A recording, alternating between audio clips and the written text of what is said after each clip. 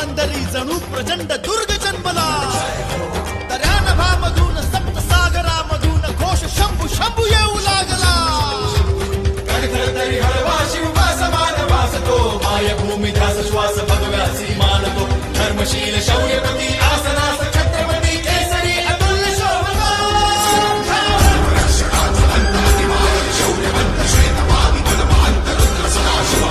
शास्त्र नीती कीर्तिमंत शौर्यवंत राजसी कुशाग्र बुद्धिवंत शोभला. प्रजाजनास रक्षण्या स्वराज्य सिंधू राखण्या पुनश्च तेज सूर्य लाभला.